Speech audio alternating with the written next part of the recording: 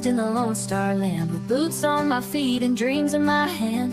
A little sassy but a whole lot of grace. You'll see that fire when you look at my face. I'm a Texas girl with a heart so wide, family and friends always by my side. From the crack of dawn to the stars at night, I keep it real, keep my soul burning bright.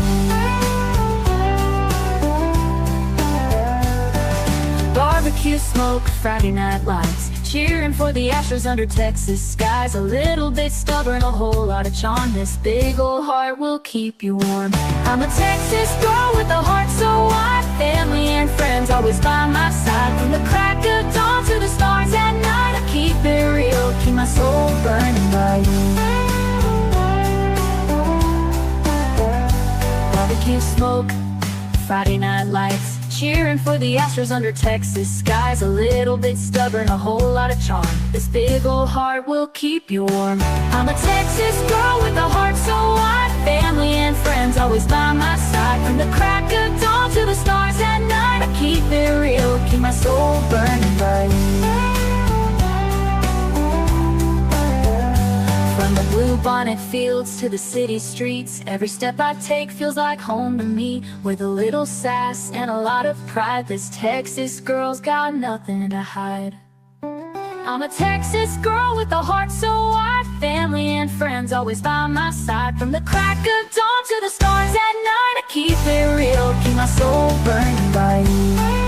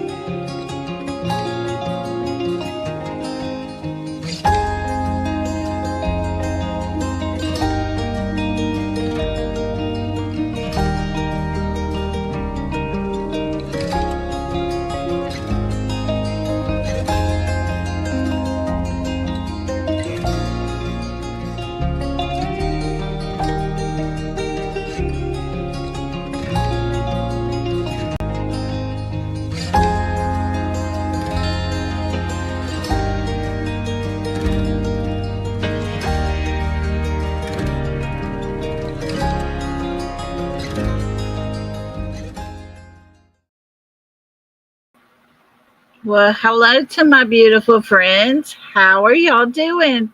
Happy Wednesday. It is hump day. I hope everybody's doing well, having a good day. I am praying that we will make it through this live and the storms that are upon us will not bother the live stream.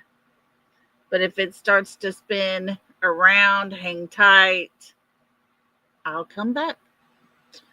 Thank you all so much for being here. I am so happy to have y'all. Hello, Maurice. How are you doing? Hi, Queen Mama and beautiful blue eyes. Hi, Miss Rhonda and TJ. There's Lori and Charlene. Hope y'all are well. Brenda Sue, how are you? Mickey Shell, hello to you. We got Miss Patty in the house. Hello. And Miss Peggy. Good to have y'all. Hi, Heather. There's our Baba Rose. Hello, hello. Well, you take it easy while you're working out there, Baba Rose. Let's see. Cecilia, how you doing, friend? Laura W., how are you? Hey, me and you. And Ruby Marie. So good to have everybody. There's Sherry W. Good to have you all the way from West Texas. Look at there, we got it covered. All the way across from Texas. She's in West, I'm in East. Welcome, welcome. There's Legally Blonde coming in from Ohio. Oh, here's our Hawaiian friend. Hello, JH. Aloha to you. And Falker's dad from the Briar. Hello. Hey, Valley Girl. Welcome, everybody. And all those just sitting and listening today. Welcome, welcome. Thank you for being here with us. Well, I hope everybody's doing well and hanging in there. Yes. Blue Eyes, can you check our number real quick and let us know what we're at? I think last I checked, it was over 600. So we are doing really well. Really good. I think we boosted Seth's as well. Hey, Kaz, how you doing? Kaz is coming in hot from Ireland. I would love to go to Ireland. Hey, Roxy R. Welcome, welcome. I was telling Blue Eyes last night, I said, I'm watching on TV House Hunters International. I like to watch that show because it shows all these places and I kind of get to see what life is like there, not just out of a brochure. And their houses are all different, they got these little tiny refrigerators. And I'm like, oh my gosh, we have a big double door refrigerator, got the stand up freezer. I couldn't imagine. But I was telling her all this and I said, they just went to Malta. I said, oh my gosh, I think that's my new destination place. It was so beautiful. And she said something about, well, maybe that's where you need to start your new chapter. And I was like, are you kidding me? The doctor can't give me enough Xanax to get me on that plane to get over there. Oh, looky there. Blue Eyes says 635. We only need 365 to have 1,000. Way to go, guys. Y'all are amazing. So, anyways, good deal. Keep the signatures going. Keep encouraging friends and family to sign for us. We need over 300 more. Well, Teresa and Kaz are practically neighbors. Look at there. It's a small world. Small world. Seth did his interview and it was shown on the news. Exactly, Miss Rhonda. I can't leave them babies behind. They're my whole world. Oh, Cecilia's got a CAT scan tomorrow and oncology to make sure cancer still remains gone. It's in the afternoon, so she might not be here, but we will be praying, Cecilia. Yes. God's got your back, and so do we. Everybody say a prayer for Cecilia tomorrow that the cancer is still gone. Hey, YouTuber. How you doing, friends? Hope you're well. But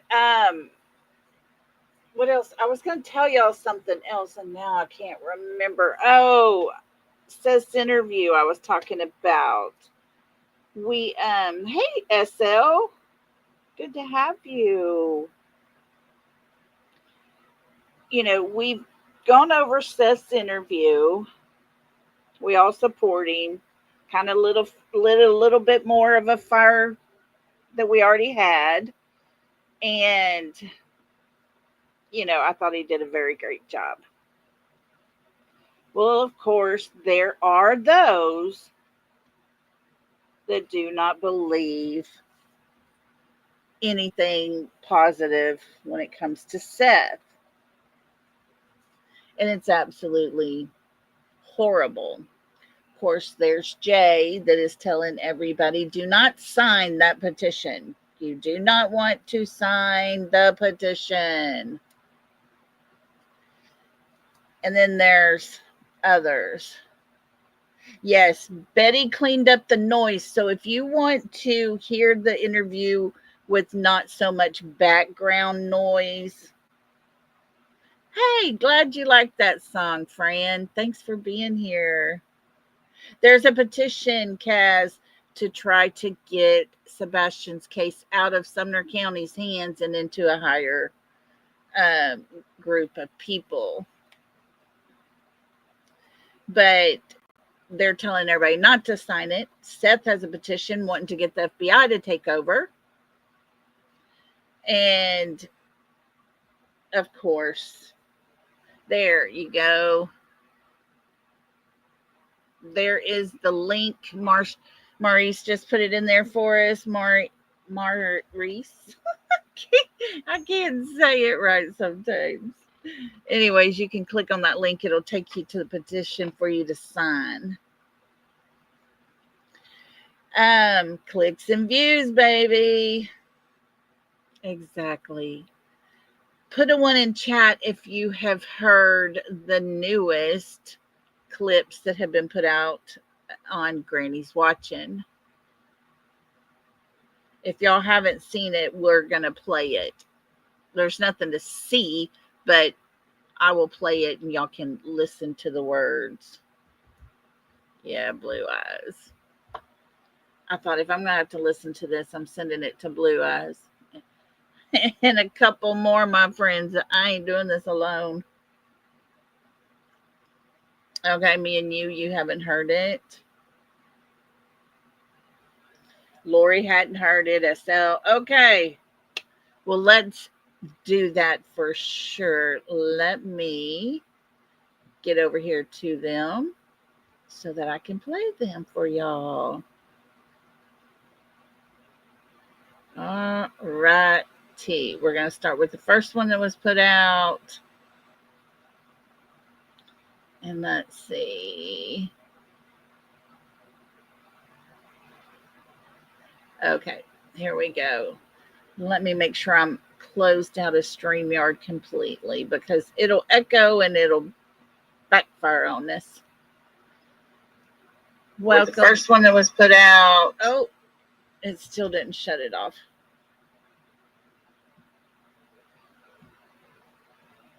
Hang tight. I need to make sure. Okay, it shows it's closed on my end. Let's hope it is. Backfire on this. Well, the first one that was put out. Oh. Why is it echoing, guys? It's still playing what I said. Okay. I need to make sure. Okay, it shows it's closed on my end. Let's hope it is. Hang on, I'm going to restart my Bluetooth. Power on. Power on. The Bluetooth device is ready to pair. The Bluetooth device is connected successfully. Okay, we're connected. Let's see if we do it. It's a stupid video. It's a way for him to get a few clicks. Why isn't he just going live and showing photos of his son or bringing awareness? Why isn't he doing any search efforts? Why is it on everybody else? Why did he make National Missing Children's Day about him? Why? You know what I think's gotten to him, Timmy Taylor? The fact that he realizes he signed up with a group of fraudsters and now he's going to owe hundreds of thousands of dollars out to YouTubers. I think that's what's gotten to him lately. I think the fact that he chased away any person out there that was bringing any sort of awareness to Sebastian's name has gotten to him. I think the fact that he realized that birds of a feather flock together, and if they're as shitty as they are, then what does that make him, has gotten to him. The last thing I think has gotten to him is reality. It's a stupid video. It's a way for him to get Okay, a few so clicks. Why isn't he just going live and showing photos of his son? Okay. Or bringing awareness. Why isn't he doing any search efforts? Why is it on everybody else? Why is it not stopping? Good golly, Miss Molly. It didn't want to shut up. First of all, let me explain a little bit. She's talking about the interview Seth did. Of course, he's a bad person doing that on National or Missing Children's Awareness Day. Yes, Laura, her voice. And oh my God, can the woman talk any faster? I don't know what she's on to cause her to talk so daggum fast. There ain't no need in it. But she's talking about the money that Seth's going to owe, hundreds of thousands of dollars. Folks, if that Rico slap case the appeal decides to keep what the judge ordered, that is that all the plaintiffs, and there were 7 of them or something like that, were to pay their lawyer fees. Folks, lawyers are expensive. I get that. But it's not hundreds of thousands of dollars. And each plaintiff does not have to pay the complete lawyer fee. They take the lawyer fee and divide it amongst them, and that's the amount each would have to pay.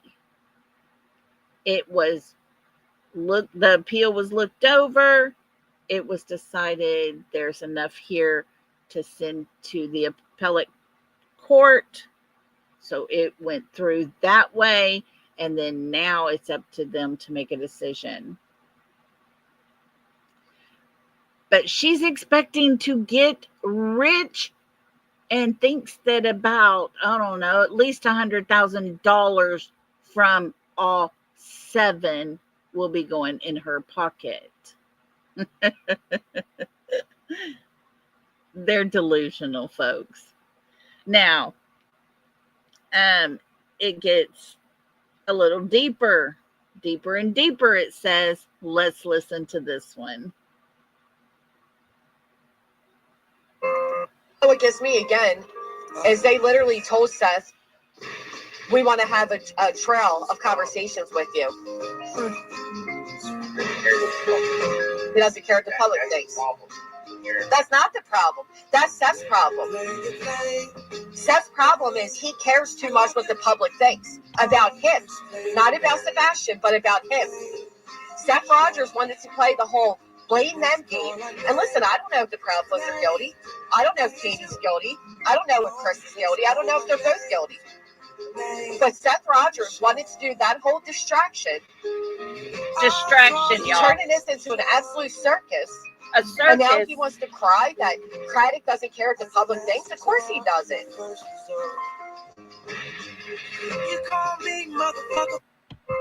You know, what gets me again. Apologies about they literally music. Told Seth, we want to have a trail of conversations with. That one didn't want to shut off either. Anyways, a whole trail, a whole circus, a whole everything, right? It gets so bad. And it's insane, crazy.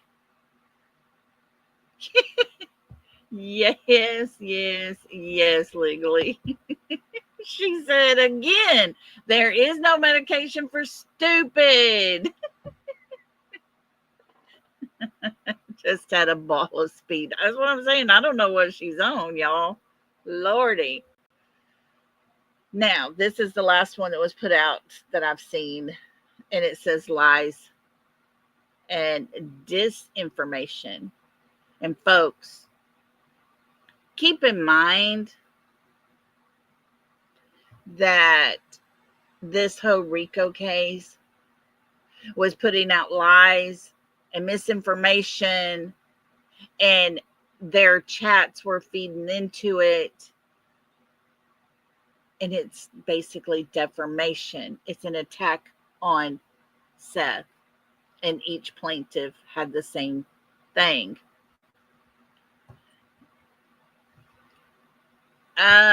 Courtney, I didn't get anything for TJ that you sent. I'll have to go back and look, but I thought I had them all opened and read. She's a sour, pathetic apple. Here we go. Oh, duh. That's what the police do. They try to solve the case. Are you worried, Seth, that the police are looking at you? Put a 1 in the chat. Do you think that, oh yeah, they're suing PA State Police? Of course they are. Because they wouldn't let them film the Danilo Cavalcante. They said that they weren't actual news reporters, so they weren't allowed in the the courthouse. Anyway, put a 1 if you think Seth Rogers is just worried that they're looking at him. 2 hours off camera the night Sebastian went missing. Newly back to work. You weren't working that whole time. When he sits there and says things like, oh, Sebastian was left home alone. You weren't even working. Hey, Cass, good to see you, girl. Are you worried that maybe law enforcement doesn't trust you? Are you worried that you were on law enforcement's radar? Is that not something? Oh, duh. That's what the police Stop do. it. They try to solve the case. Are you Okay. Lord help us. Misinformation. They try to solve of conversation. So what that was all about there, she's talking about Nick and them that covered the Cavalcante case, the guy that escaped and all that stuff. She's saying they were not allowed in court. Okay, because they were not journalists. You know, the funny part is people can go into journalist court unless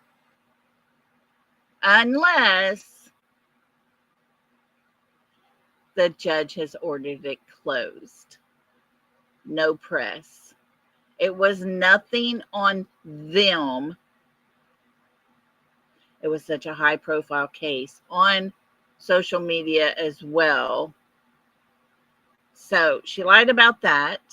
Lied about the fact that Seth was not on camera for 2 hours. He took a 2-hour lunch is what they try to say. Someone said he was taking a nap in his car. They called BS on that. They said that he was having plenty of time to go to Hendersonville, snatch Sebastian up, and drive back to work. Although he never left the facility. He was inside, locked in there the whole entire time. But they have to spin a narrative around to make Seth look bad. There's been a lot of attacks on Seth. They're like, why don't you create a YouTube channel and just go in there and talk about it? And in the same breath, they talk about the fact that he did create a YouTube channel and talk about Sebastian and the fact that he got money. So, I mean, it's insane, folks. And that kind of what I had just said about him and his channel and everything just goes to prove it's not even worth correcting the story because you have people that don't want to hear the truth. They have their whole story figured out in their little heads over there, and they are going to stick to that story no matter what. Holly put on there, the Rico is the major high point in her life. Even got a FAFO tattoo. Y'all can't make this stuff up. It's insane. It's crazy. I just wanted to share that with you to let y'all hear the attack. That's just one channel. They're all doing it. They're all doing it. And of course, Seth showed emotion. They talked about him crying, but he can turn off the tears. They talked about him, his anger. He was angry. Did you hear that anger? I'm like, oh my God, shut up. SL, thank you so much for that super sticker. I appreciate that so much. Here's you a happy dance.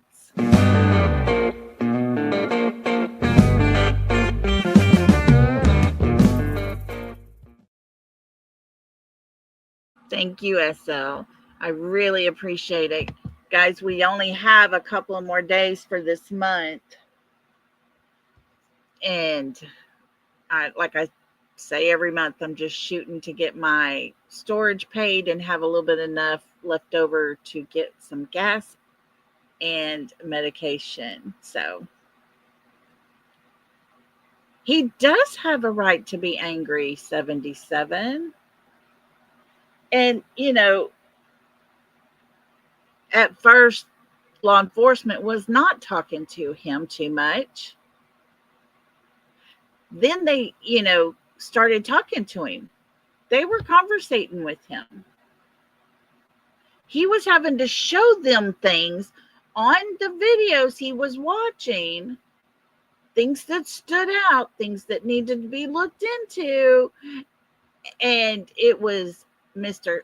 Carter, one of the Bobby and Carter that Mr. Chris throws out so easily. It was Carter that told him, oh, well, I didn't recognize those things or notice those things, I think is what he said. And that's when Seth began to say, we need someone different on this case. And therefore, he himself started the petition. And we got fired up. And it's not just us, folks. Several channels are encouraging everyone to write letters, make phone calls, send emails. We're ready to get this out of their hands. And on X, it has turned into another drama fest. I asked one person to please remove my name from your filth because I want no part in it. This is nothing but drama and lies. Of course, I'm the stupid one. But this is what I got to say. I played it so y'all can hear. This is what they're doing to Seth. Seth, who has actually passed a polygraph test, and that is a fact. He hasn't stated he's taken one, and then we find out he has not taken one, and then we listen to his words, and he says, yes, I will take one. Name the time and the place. Nancy Grace's team did just that, and he did not show up. But now it is him and Katie both have taken their polygraphs and passed with flying colors. It's hard to believe, Mr. Chris. I'm fixing to play something, guys, for you all.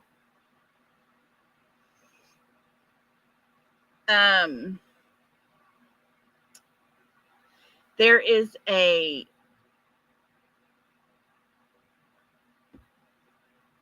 statement that Mr. Chris made on WEBSLUETHING, and we listened to it not too long ago. And I'm not joking when I say I heard this last night, and it had a whole different meaning to me. And I wanted to go over it with you guys because I had to stop and question, did Sebastian go missing Sunday evening, Sunday night?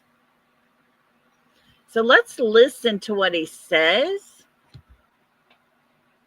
because it's very, very, very interesting.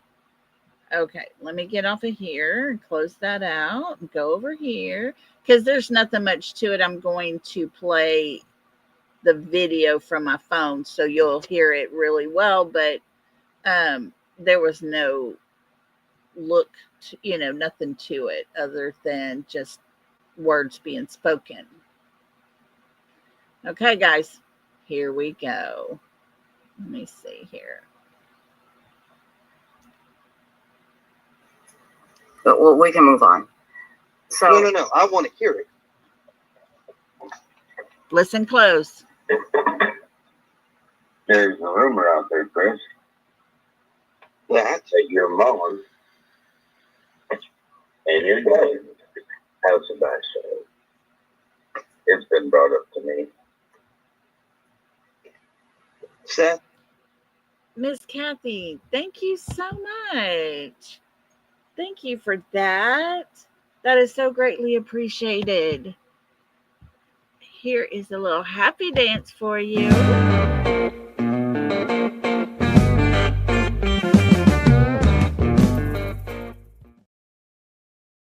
Miss Kathy, you're so sweet. Thank you for that. I appreciate your support. Thank you.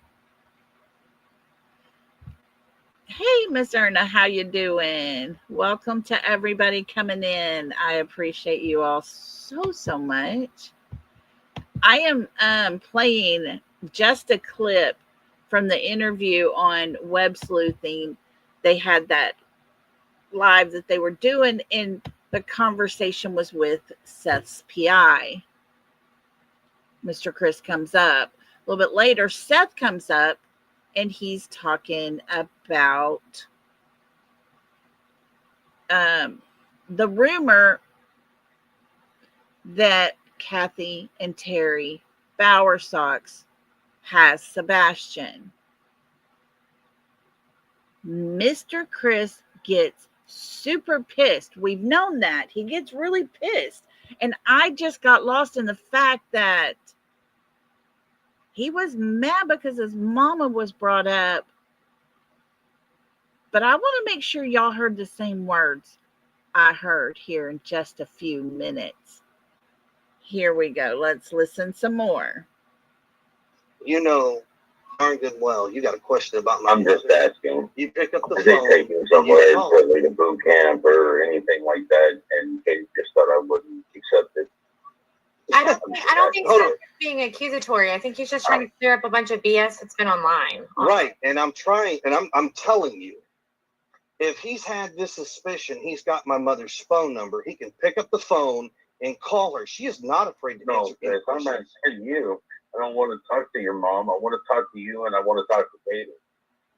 Well, it's real simple, Just Seth. ask you to put it to the rest. You have seen the video footage of Seth on Sunday. Don't tell me you hadn't. I know you have. You sat in the room with all the agents. No, they didn't show me the video footage, buddy. So you didn't see, you weren't sitting in a room Wait a minute. with law enforcement, the district attorney, when they showed you a video, when you wanted proof of life, saying that you hadn't seen proof since Friday. Okay. If you're a parent, wouldn't you want to see proof that your child was alive because you hadn't talked to him since Friday? You wanted proof of life? They said they had it. Guys, this is very typical of a parent. I want to see, you say you have proof. I want to see that proof. Notice the attitude, because his mommy got talked about. He gets very, very angry.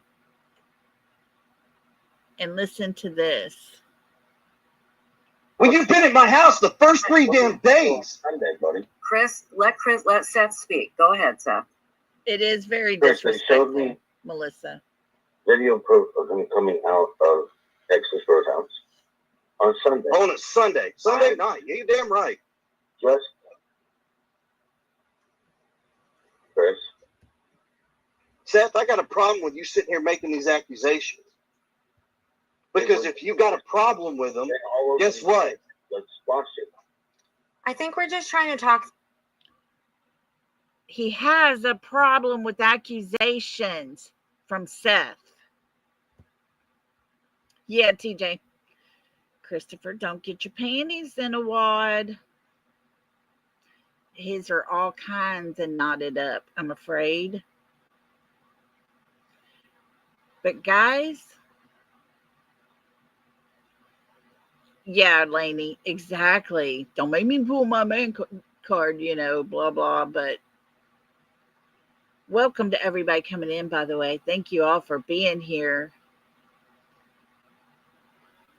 But he gets so mad, I don't think he realized what he says. Here in just a second. Listen very close. Things out, and I don't even know if this should be public, honestly. TJ. Okay, here's all the public knowledge you need on this deal. Listen. Law enforcement has talked to my parents, my whole family. Once again, the statement is true, what law enforcement says. Just because you hear a rumor doesn't make it true. Chris, I don't think he said it was true. I think he's just trying to clarify. He said That's not clarifying. No, stop sitting here trying to defend his actions. Oh, the way all your friends do, Mr. Chris, on the other side of the street? Like the way they stroke your ego and the way they clarify everything you say to make it look better than it really is? Like that? I think that's what he's talking about, folks. Stop. Okay. The fact is, Chris, is I'm trying to squash the rumor. We're both here. Squashing the rumor. Seth, there is no rumor. You know my parents were not with Katie on Sunday. Oh. The question was, let's squash this rumor because I'm being told your mother and your father have Sebastian. They got Sebastian and put him in a facility, maybe thinking Chris wouldn't question much, right? That's Seth's whole statement. The whole thing. Let's put this to bed. Let's squash this rumor because it is running rampant. Mr. Chris says, my mother and my father were not with Katie on Sunday night. Let's keep listening. That's all I'm doing, Chris. No, you're causing a problem because you know damn good and well where my parents were at their house on Sunday night. They weren't near Katie. They weren't near Sebastian. Oh. And if you got a problem. Sunday night, they were not near Katie and they were not near Sebastian. Sunday night, folks. Listen again. Let's listen a little bit more. All you got to do is pick up the phone and call her. Be an adult. Be a responsible adult. And just call her. Chris. Can you hear me, Chris? Oh, I can hear you. Because all I'm hearing is anger and attitude from you. What I'm trying and you should, Seth. No, you should. No, because sir. What you're doing is bullshit, and you know it. Okay, stop. People are talking over each other. Enough. Seth, go, and then Chris, go. Please, Seth, and then Chris. Thank you. Chris, a unified front squashes rumors together. That's all I am stating. Okay, Chris. Yes, There's a Tina rumor girl. floating around, and I would like us to squash it. Yeah, I think that is a great rumor to try to squash. That one's on Facebook, and the rumor is actually that about your mom, her car being parked at like Warsham's, and him getting Okay, so here's the answer. The final answer to It's this. not just an online rumor, because people have driven up to me and personally spoken about this. Okay, right. ladies and gentlemen, can I make the statement? I wish This is very simple. Listen. This conversation has nothing to do on social media. You want to have this conversation, Seth? You call me, you get Heather, you get Chloe on the phone. Ready? Hell, I'll do you one better, and I will get Bobby and Carter on the phone, and we'll all sit down and have this little fucking powwow. Listen. We're not going to have a powwow like that, but I would. Well, then guess what? The situation, and I would love for it to be private, because I believe a lot of what is happening right now should not be public. So explain to me why you don't want Bobby and Carter involved. I didn't say I didn't want Bobby and Carter involved. I said I was referring to your tone, which is very angry. Oh, I'm very pissed. I know that. Very pissed. I think we just all need to take a breath, because no one is accusing anyone of anything. We are trying to dispel things, because in turn, dispelling these things will take so full of some shit. of the BS off of you. Whoa, Do you hear that? You're so full of that was shit. uncalled for. You're so full of shit, is what Mr. Chris said. Sounds to me like Mr. Chris is the one full of shit, because Sebastian, he's told us multiple times, went missing between the hours of midnight and 6 a.m. So when they're talking about the rumor that maybe possibly Christopher's mommy and daddy had Sebastian, and they took him somewhere, like maybe, I don't know, a facility or something like that, Seth says. And Mr. Chris got pissed and said, you know damn good and well my mother and my father was not with Katie or Sebastian on Sunday night.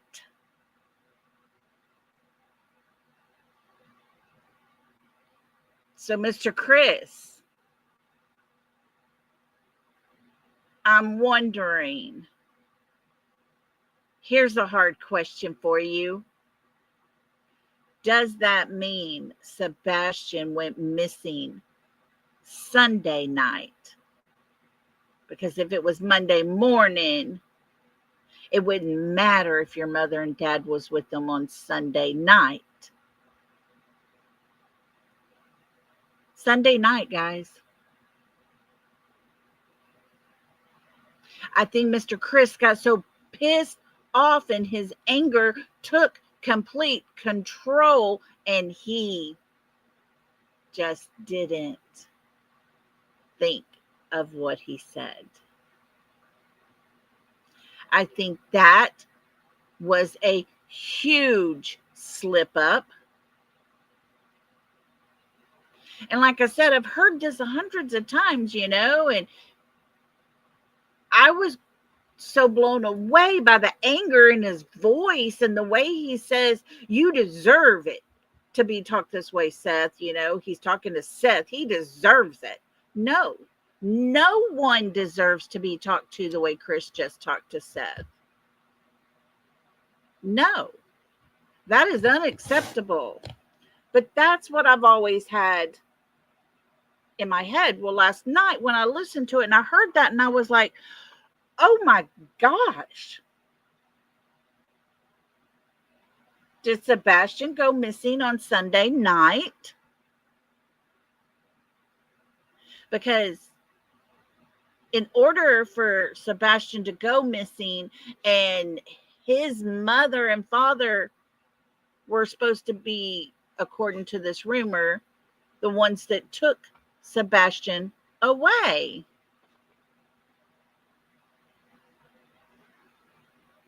Then according to Chris, they would have had to been there Sunday night. But they were not there Sunday night. He made it very clear twice. His mother and his father did not see Katie or Sebastian on Sunday night. Would y'all like to listen to that again? Or do you hear everything I believe, slipped up? Hello, Tracy. Hello to everybody coming in. Thank y'all all for being here. If you want to hear it again, put it in chat and we'll play it, and I will not stop and interrupt it.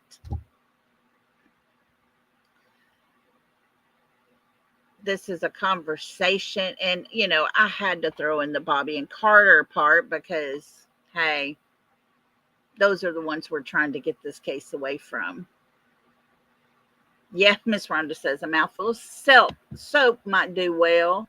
Holly, you're so sweet. You're always coming in, helping the channel, helping me out. I love you for that. I appreciate you so much.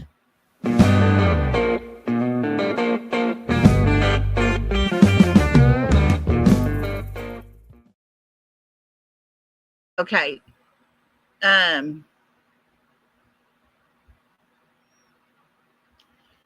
What does Katie have to do with San Diego? That is where she was in the Navy and the station there. Yay. Good, Tracy. Thank you for that. All right. I'm going to play it again. And that way I'm not going to stop it. It's only like 5 minutes. But listen to Mr. Chris's words. He gets really pissed when they mention his mother. And then I think his anger took control. This is my opinion. It's totally up to what y'all think, how you interpret this. But I think he just told us about the time Sebastian went missing. Here we go.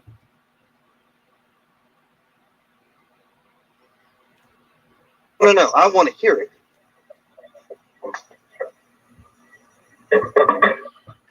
Yes, there's a rumor Diana. out there, Chris. Yes. That's That your mom and your dad have Sebastian. Hey, Troopers. It's Mom. been brought up to me. Okay, there's the question or the rumor. His mother and father have Sebastian. It's been brought up many a times. So here we go. That's what this whole conversation is about. Seth, you know darn good well you got a question about my I'm just mother. asking. You pick up the Did they phone. take you and somewhere you to call. lead a boot camp or anything like that, and Kate just thought I wouldn't accept it? I don't think Hold Seth's on. being accusatory. I think he's just trying to clear up a bunch of BS that's been online. Right, and I'm trying, and I'm telling you, if he's had this suspicion, he's got my mother's phone number. He can pick up the phone and call her. She is not afraid to No, answer any Chris, I'm not questions. saying you. I don't want to talk to your mom. I want to talk to you, and I want to talk to Katie. Well, it's real simple, Just Seth. asking to put it to the rest. You have seen the video footage of Seth on Sunday. Don't tell me you hadn't. I know you have. You sat in the room No, I with haven't. all the agents. No, they didn't show me the video footage, buddy. So you didn't see, you weren't sitting in a room Wait a minute. with law enforcement, the district attorney, when they showed you a video, when you wanted proof of life, saying that you hadn't seen proof since Friday. When you've been at my house the first 3 damn days. Sunday, buddy. Chris, let Seth speak. Go ahead, Seth. Chris, they showed me video proof of him coming out of Texas Roadhouse on Sunday. On a Sunday night. Yeah, you're damn right. Just Chris. Seth, I got a problem with you sitting here making these accusations. Because if you got a problem with them, guess what? Let's watch it. I think we're just trying to talk things out, and I don't even know if this should be public, honestly. Same. Okay, here's all the public knowledge you need on this deal. Law enforcement has talked to my parents, my whole family. Once again, the statement is true, what law enforcement says. Just because you hear a rumor doesn't make it true. I don't think he said it was true. I think he's just trying to clarify. He said That's not clarifying. No, stop sitting here trying to defend his actions. Stop. Okay. He's The mad, fact is, y'all. Chris, is I'm trying to squash the rumor. We're both here. Squashing the rumor. Seth, there is no rumor. You know my parents were not with Katie on Sunday. That's all I'm doing, Chris. Sunday. No, you're causing a problem because you know damn good and well where my parents were at their house on Sunday night. They weren't near Katie. They weren't near Sebastian. And if you got a problem, all you got to do is pick up the phone and call her. Be an adult. Be a responsible adult. And just call her. Chris. Can you hear me, Chris? Oh, I can hear you. Because all I'm hearing is anger and attitude from you. What I'm trying And you should, Seth. You should. Because what you're doing is bullshit and you know it. Okay, stop. Okay, People are alright. talking over each other. Enough. Seth, go, and then Chris, go. Please, Seth, and then Chris. Thank you. Chris, a unified front squashes rumors together. That's all I am stating. Okay, Chris. This is a rumor floating around, and I would like Tracy. us to squash it. Yeah, I think that is a great rumor to try to squash. That one's on Facebook, and the rumor is actually that about your mom, her car being parked at like Warsham's and him getting in. Okay, so here's the answer. The final answer to this. It's not just an online rumor because people have driven up to me and personally spoken about this. Okay, Right. ladies and gentlemen, can I make the statement? I wish This is very simple. This conversation has nothing to do on social media. You want to have this conversation, Seth? You call me, you get Heather, you get Chloe on the phone. That's Hell, I'll do you one better, and I will get Bobby and Carter on the phone, and we'll all sit down and have this little fucking powwow. we're not going to have a powwow like that. But I Well, would then guess what? this situation, and I would love for it to be private because I believe a lot of what is happening right now should not be public. I So agree. explain to me why you don't want Bobby and Carter involved. I didn't say I didn't want Bobby and Carter involved. I said I was referring to your tone, which is very angry. Oh, I'm very pissed. I know that. I think we just all need to take a breath because no one is accusing anyone of anything. We are trying to dispel So things. this is a Because in rumor. turn, dispelling these things will You're take so full of shit. some of the BS off of you. Whoa. That was uncalled for. Oh. So there you go, folks. The whole conversation was due to the fact that there was a rumor that Mr. Chris's mother and father picked up Sebastian and took him away. Seth mentions possibly to a facility or something along that lines, thinking he wouldn't be able to find out. And yes, that was a huge part of conversation for a good while. And according to Mr. Chris, Seth should know damn good and well that his mother and father did not see Katie nor Sebastian on Sunday night. So I honestly believe, folks, when I heard the words, got past his anger and really paid attention to what he was saying, I was like, oh my gosh, Sebastian went missing Sunday night. It wasn't in the early morning hours of the 26th. Because in order for his mother and father to have Sebastian and be the ones to help with him disappearing, What does it matter if they were there on Sunday if he went away on Monday?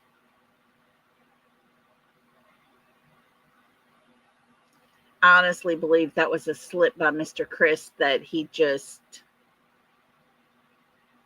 allowed his anger to spill out and talk, and he didn't catch that himself. Okay. Next, we're going to watch something from the interview room, because it's going to be the video with Mr. Chris in the teal shirt, and then Katie's there, and they're talking about the timeline of events, Katie says, and then I went in his room and he wasn't there. And she said, and that's the time that you called 911. I want you to pay attention to Katie during this time. Watch her head. And then listen to Mr. Chris's answer, because he once again gets it all mumbled up. So here we go. I think I have it just at the right part. Oh, nope, it messed up. Let's see. And this is Chris McDonough. He's got Steve Johnson with him, and they are going to go over this video. Hang on, let me get it to there.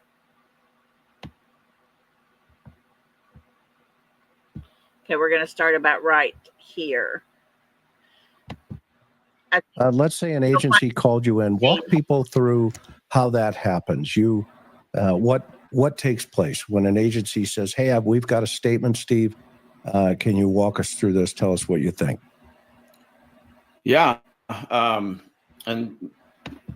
worked on several cases for agencies, cold cases and current cases, and when the agency calls me, they can get a hold of me through my website, or I'm not hard to find, and so when the agency gets a hold of me, typically it's either a 911 call they want analyzed, or actually quite often it's an interview.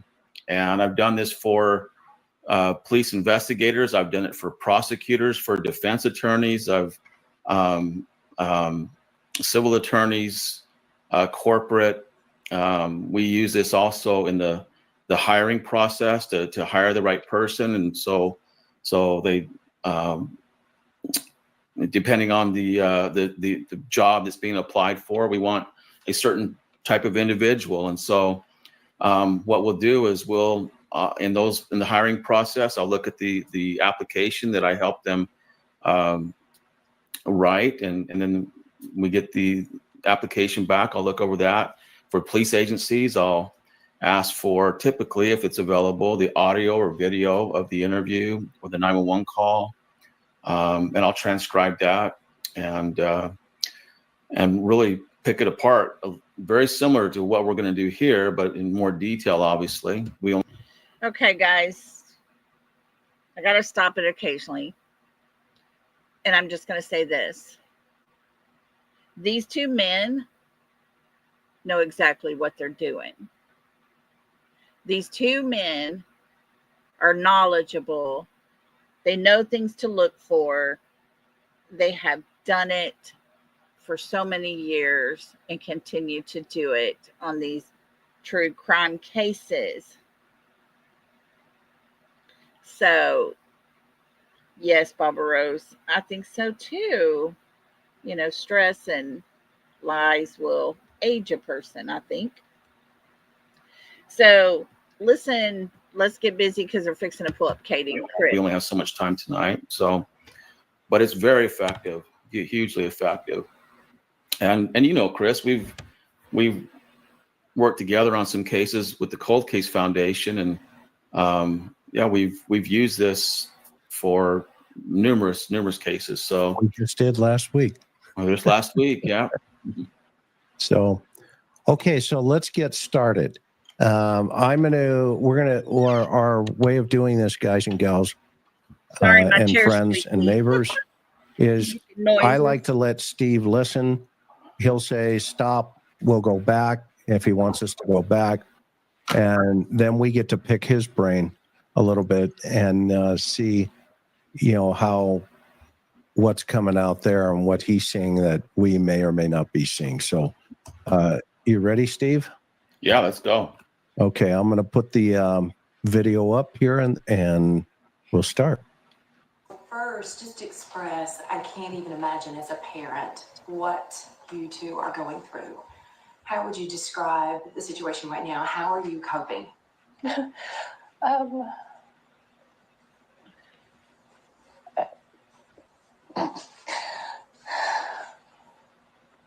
We're on a constant roller coaster ride of helpless and hopeless and many other emotions all in one, and it's a never-ending roller coaster. It doesn't stop. It won't stop until he walks through the door. I wouldn't wish this on anyone. Let's hold it right there, Chris. Okay, so a couple things. First thing is that Yes, crumpets and tea. stepdad, his name is Chris as well. So stepdad Chris, he says, well, first of all, I got to note that mom did not answer. And I'm wanting to hear certain things from mom as a biological mother. I want to hear right away her expression of concern about her son and what he is experiencing at this time. He's been missing for 8 days.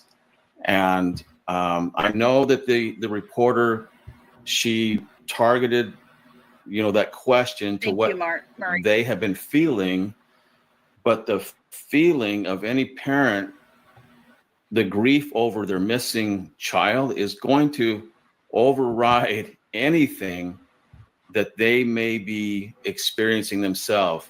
That feeling of what is Sebastian going through? What is he experiencing?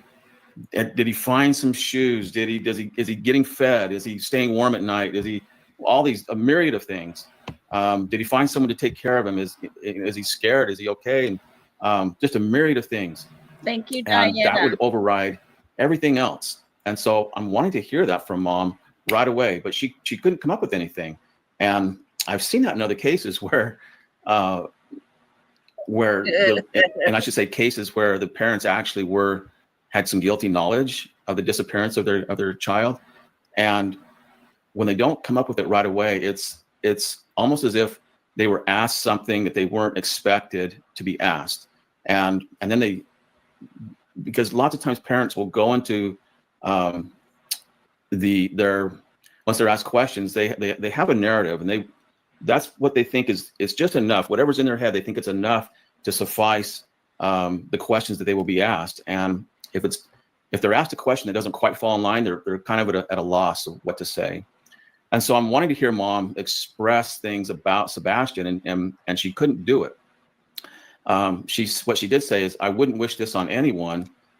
Chris, that refers to what she's going through, not what Sebastian is going through. And that's the thing that really caught my attention, is that she has put the focus on herself rather than her 15-year-old son. And he's autistic and he has special needs. And I just that just was abrasive to me. It struck me as not what I expected to hear from biological mom. Awesome. Go ahead. No, you're on a roll. I'm listening. Well, if you have something to say about that, because I'm going to go back to what stepdad Chris said. Yeah, no, and the rocking, that sometimes is a stress relief. Mm-hmm. Sometimes for people, they're releasing that tension and that energy. Because to Steve's point, they may have something going on that we don't know. And by the way, just for the record, in the beginning of this, everybody is innocent until proven guilty. We're not here to say, they're innocent or they're guilty. That's not what we're doing. We're analyzing from a professional perspective, where both of us have testified in court as experts, in our field. Steve is an expert in analyzing this statement analysis and identifying deception. It is much different in a criminal case than it is in the civilian court for a civil case, because in a criminal case, you have jeopardy and you have people that could lose their liberty. So they have a lot more to lose than just their house or their money. So this is a different type of analysis that we're looking at. So I don't have any other thing, to dovetail into what you've already said so far, Steve. Okay. Going back to the first thing that Chris said, he said, we're on a constant roller coaster of helpless and hopeless. Now, here's the thing about this, and some people, I hope you can see what I'm going to say here, where I'm going with this. That is a portrayal of emotion such as you would read in a novel. It is something that, in other words, something that I don't expect to come from a de facto innocent parent. It is something that would be said to cover, because it to cover up some guilty knowledge, let's say. It is something that appeals to the emotion of the listener, of the interviewer, of everyone out there listening to the news. Chris is appealing to that emotion, and I almost feel bad calling him Chris, because I like you so much, and I'm saying Chris, and I'm referring to this guy here. So call me Mac. Okay. And we'll differentiate the two of them. Okay, so they're giving their analysis on just the first couple of sentences. And there's already question. The moment they start talking, there's questions. And that's the thing, guys. That's what we're doing here. We're playing their words. But we're sitting here questioning why. What is going on? Why are you going to sit here and mom's acting as if she's fixing to bust out into tears, and like it was mentioned a while ago, she puts a tissue to the top of her nose. I don't know, guys. I just don't know. I'm going to go just a tad more up, see if we can't get to this one particular part. Hey, everybody, we're getting the word out. Here's what he was wearing, and let's go out and find him. And it'd be like that. I would be very hopeful at that point that I'm getting it way out there to everyone. Now, we learned that this interview came 8 days into the disappearance, and I'm wondering, what is the holdup? Why hasn't this happened before? And it's my understanding that the parents wouldn't do an interview. And is that correct, to your knowledge? I do not know that, Steve. Okay. Yeah. So I won't touch on that then, but I would like to see the parents right away coming out and saying, hey, our child is missing, and this is who he is, and let's get the information out. But that didn't happen. And instead, we have this portrayal of helpless and hopeless, and mom not telling us the things that a de facto innocent biological mother should be telling us about the concern over her son. Instead, she's focusing on herself. So that's what we got. And so let's. Yeah. And I guess we can call him CP. CP. All right. Good deal. And that way, folks don't get my name and his name mixed up. Good. Thank you for that. Which is the same name. And that was from the chat. All right. You want me to keep moving, brother? Let's go. Yeah. All right. Here we go. Not anymore. I know we're about keeping hope alive. I'm sure it's in there somewhere. Oh, yeah. He's going to come home. He's going to walk through that door. And the street will be flooded again with family and relatives all waiting to hug and love him. And that boy's going to have more friends than he knows what to do with when he comes home. Then bring him home. Hold up right there before we get into the next part. It's interesting that interviewer, she's the one that she sensed that something was wrong. You can tell, and she introduced, well, how about keeping hope alive? I'm sure that's in there somewhere, isn't it? And she wants to hear that. Thank you, she's, Robin. as an interviewer, as a working for the news, I'm sure she's interviewed a lot of different people and watched a lot of interviews, and she knows what comes out of the mouth of a parent whose child is missing. she's wanting to hear certain things and she didn't hear it. And so I'm sure she's helping him out here. And she's helping him out here.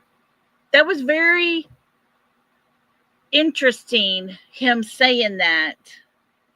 Because if you want to move fast forward to the America's Most Wanted video that they did, the interview, she was helping Mr. Chris out with her very first words she said. Now, this was an interview about Sebastian, and Katie says in America's Most Wanted, first thing, Chris was in Memphis. So Sebastian and I went to Texas Roadhouse. Why do you have to defend him up front before anything ever gets asked? Mr. Chris doesn't want Katie speaking alone without him there. Katie wants to make sure Mr. Chris has his alibi. I wonder when they're going to want to protect Sebastian and stand up for him. It couldn't come out. Mom couldn't get it out of her mouth. Again, why aren't we hearing that type of language out of her mouth? It's void. She's void of it. Yet at different times, we're going to see during this interview that she's very teary-eyed and she's sad, and I believe that she is. I believe that they're real tears. Chris, you and I have both seen fake tears in interviews many times, and the fake emotion and whatnot. I think Mom is sad here. I agree. It doesn't speak to being sad. Doesn't speak to innocence or guilt. It's just she is sad at the situation. But if she really was concerned about Sebastian, those words about him would be coming out. She wouldn't be focused on herself. And so this indicates to me that she is more in a mode of self-preservation than anything. So I'm going to see how she does throughout the rest of the interview, and hopefully, I want to hear it change. I don't want to see at the end that she's went through this whole thing in self-preservation mode. I would like to see it change to where she's expressing more concern about Sebastian. Unfortunately, Mr. Steve is going to be quite disappointed. Yes, I agree with you, Lovable. Exactly. Welcome, everyone coming in. Thank you all for being here with us. I do believe Katie is upset. She is emotional. And like I said, I would expect that if she hasn't done anything, and yet if she had done something and had a heart and allowed something to take place, then I'm glad to see her emotional. Okay, so I'm going to back up just for a second so that the audience can hear those points that you just made. And I agree with them. Agree with you 1,000%.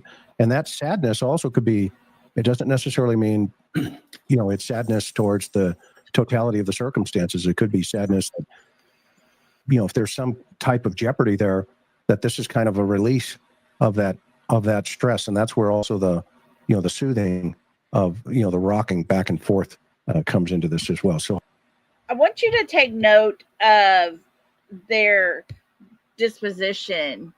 Yes, me and you. Yes. Oh, yeah. So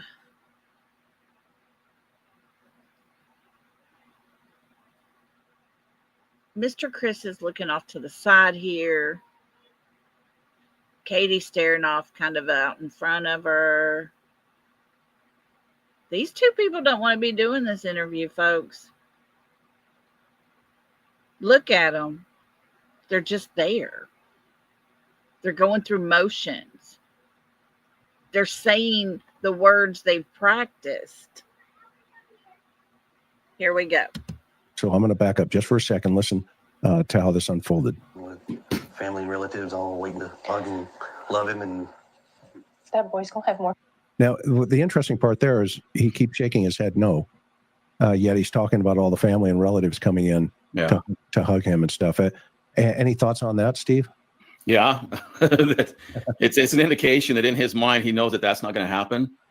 And, the brain is so powerful, and what the brain knows is typically comes out physiologically and verbally, linguistically. What the brain knows reveals itself. And that's why the polygraph works, the voice stress analyzer works, and why statement analysis works so well if you're skilled at it. And so he's saying one thing, but that head nod is giving us a different answer that that's really not going to happen. Yeah, and if we go back, if anybody wants to see, we did an analysis on in Summer Wells' case. You can see it in the playlist early on. Steve caught so many things in that situation, and it was indicative of the father talking on the news, going like this, going like this. All right, so that good catch. Hang on. he's gonna walk through that door. And the street will be flooded again with family and relatives all waiting to hug and love him. And That boy's gonna have more friends than he knows what to do with when he comes home. So here we are, 8 days now searching for him. Walk us through that Sunday night that he went missing.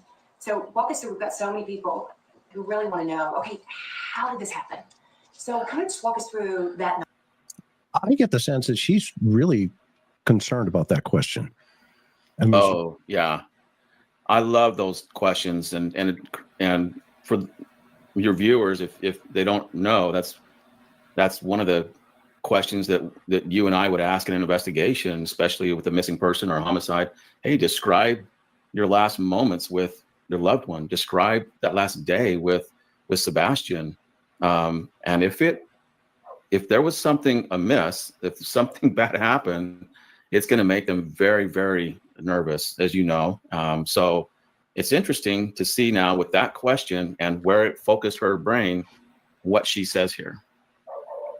So many people who really want to know, okay, how did this happen? So kind of just walk us through that night. We were out and about that day. We were having a really good weekend. We got home. Everything was pretty normal. He was playing in his room. When I told him to go to bed, he did. He said, "Good night, Mom. I love you." Said goodnight to his puppies. A little bit later, I wound up going to bed, and when I woke him up for school, he wasn't there. Okay. When she woke him up from school, he wasn't there. Okay. No mention of the phone call with Mr. Chris. No mention of hearing a thud. No mention of, hey, Bubba, you okay in there? I don't know what you're doing, but knock it off. Or the other version is, Bubba, did you fall out of bed? And he says, no. None of those things, okay? But listen very closely to Mr. Chris's words, but watch her head.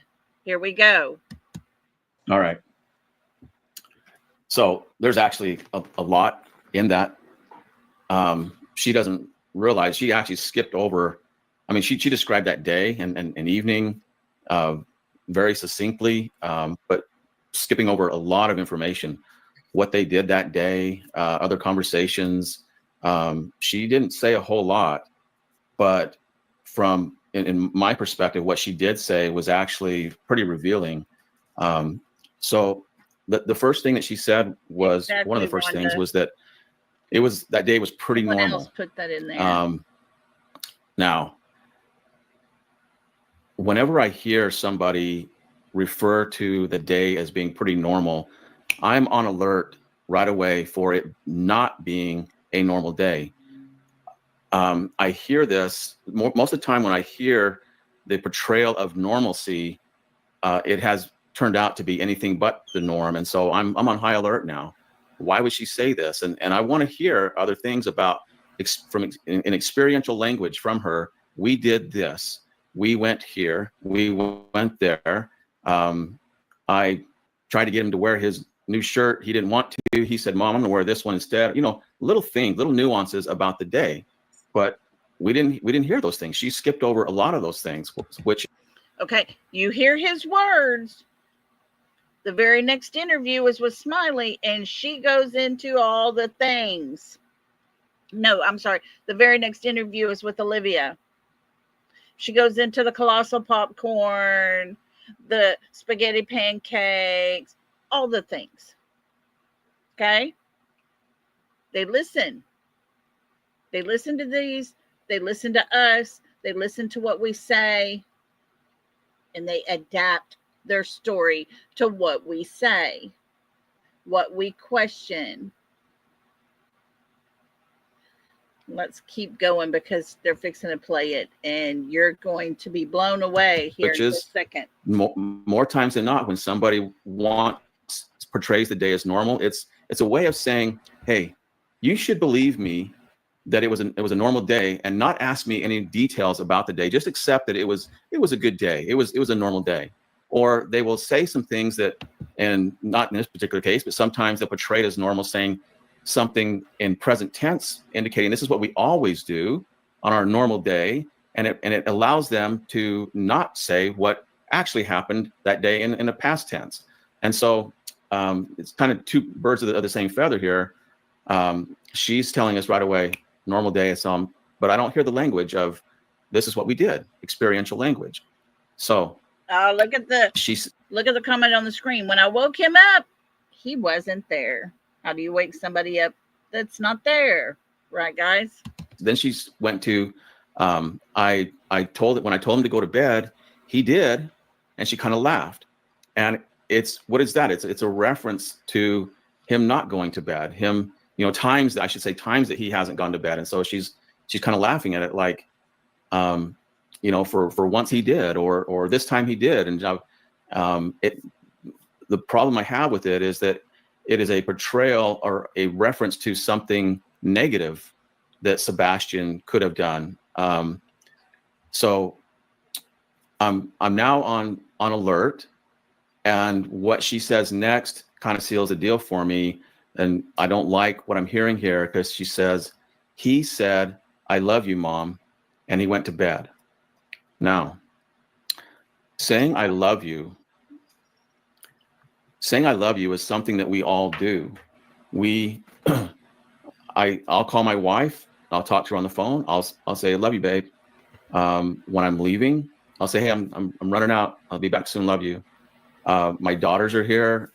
When they leave, we're going somewhere, all right, love you.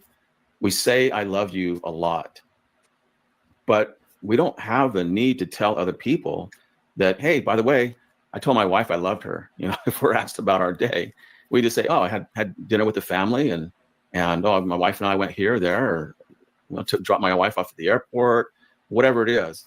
And these situations are situations where we would say, I love you, but it's the need here that she has to tell the world that, hey, my son told me he loved me. So that on top of it's a normal day and this little hint at a negative reference that sometimes Sebastian doesn't cooperate with. But did y'all take note that Katie has yet to this day say, I love you too? My thing I've always said to my kids is, love you more. Katie didn't say any of those things. With me, doesn't do what I tell him to do. A little laugh about it. I'm now alarmed, because more times than not, when I hear this, I love you, come out of their mouth, I know that it is often a time if a crime has been committed, that is typically the time that the crime was committed. This is particularly true in domestic situations such as this, domestic homicides, other situations similar to this. So I'm always on alert when I hear that the portrayal of I love you. And the other thing is that what that does is, what she's saying is, I'm such a good mother that my son told me that he loves me. And that even elevates this even more, that why the need to portray yourself as a good mom? That is something in the analysis field that we really take Yes, note of Jesse. that when there's a portrayal of being a good mom. And there are many cases. It's in the Summer Wells case, is numerous missing person and domestic homicide type cases. We see this where there's a portrayal of being a good dad, a good mom, a good guy. And it's typically that portrayal comes around the time that if a crime was committed, the crime occurred, or right after, because they're rehabbing themselves now linguistically, psychologically. They feel the need to rehab themselves, to make themselves look better, to feel better about the situation. And so for me, it's a pretty good indication that something nefarious, something didn't go quite right that night.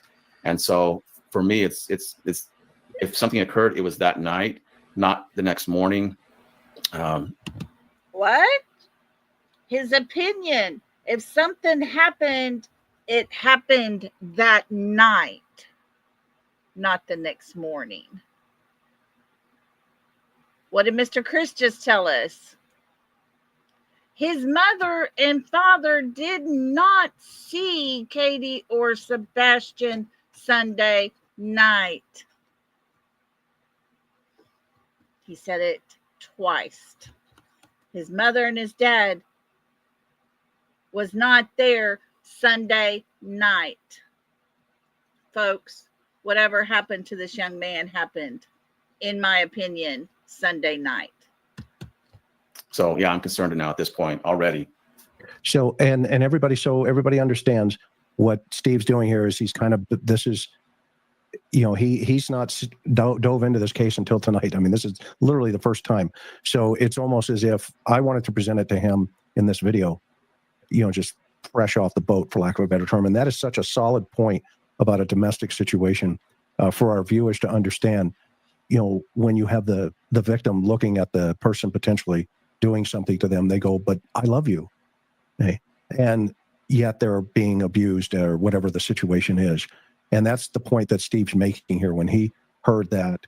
And I missed it until you just pointed it out, that is such a powerful statement in context to the experience level potentially of a domestic situation going sideways. So I'm going to keep moving. Do you want me to keep moving? Yeah, let's go. Look at their eyes too. They're still drifting off. So in your mind, Listen. That's usually around what time? When do you normally wake up? Around 6 o'clock? So were you instantly thinking something's wrong, or were you like, he may just... Oh, one other thing I have to say about that last segment, and Mally picked it up as well, and I had her statement up there, but when I woke him up for school, he wasn't there. Yeah. That statement, you know, when I woke him up for school, he wasn't there. Well, what do you mean? Was he woken up? Was he not woken up? What, you know, where's that going? Hello, Seth. He still is, and we need to find him. Yes, Seth, we're doing our very best that we can. Blue Eyes Jewel has 500 flyers and letters that will be going out. We're doing everything possible. And I still need to email you. Just been busy trying to get all these little pieces put together here for today, but I will do that this evening as well. Hugs to you, my friend, and we are so proud of you for that interview that you did. It needed to be done. Very, very good. Good. Okay, good deal. We got your post over there where we got addresses from you over there as well. We have a friend in here in chat. She's already reached out to the White House and has talked to someone. They are getting her in contact with the right person there.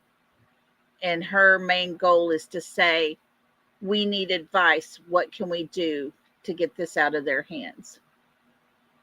So we're doing everything we possibly can, my friend. We got your back as much as we can. I want y'all to watch this. She's fixing to say, and this is the time, talking about waking him up, and this is the time that you called 911. Watch Katie's head, but listen to Chris. gone. What's your thoughts on that, Steve? Yeah, that's definitely something that it's incongruent. Those two things. When I woke him up and he wasn't there, well, you can't wake him up if he's not there.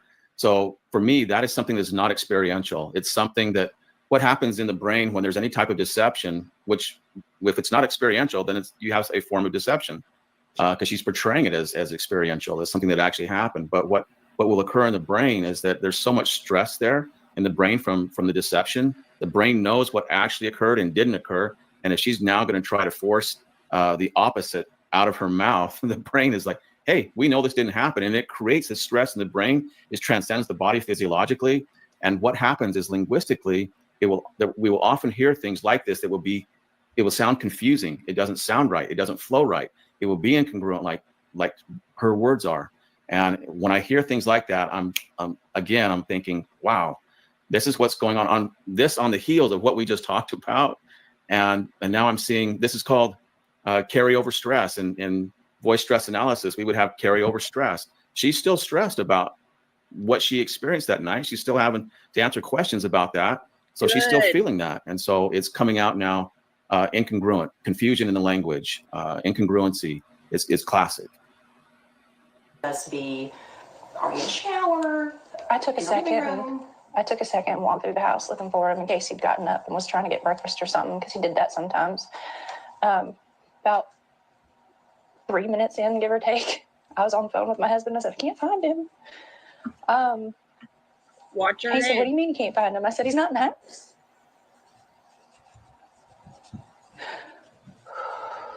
And so at that point, is that when you call 911 or what's going through your Yes. mind? While we were on the phone. Let's stop there, Chris. Before. Did you hear that? She shakes her head. Yes.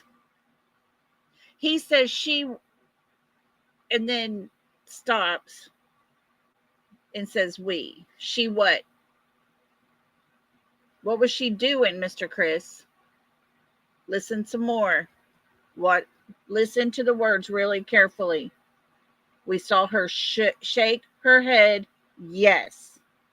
But we know that's a lie because that call did not come in until like 6:33.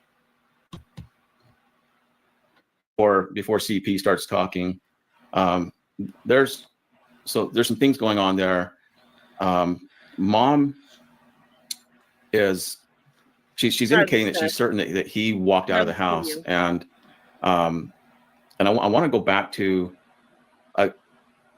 something that's key there in the context of Sebastian missing. She said within 3 minutes I was on the phone with my husband. So she brings that up immediately within 3. Now, here's the thing. He's out of town, so he can't help. But she says within 3 minutes, I'm on the phone with him. She has just brought him into this via a phone call. It's very important. Their conversation on the phone is very important.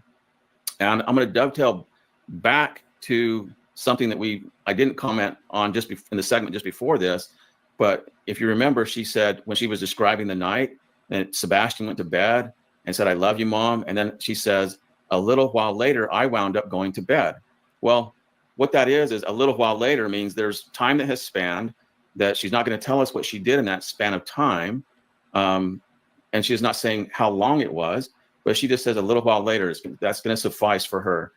We don't know how much time span, but we now know on the back end that she was on the phone with with CP for 3 hours, I believe it was, before she went to bed.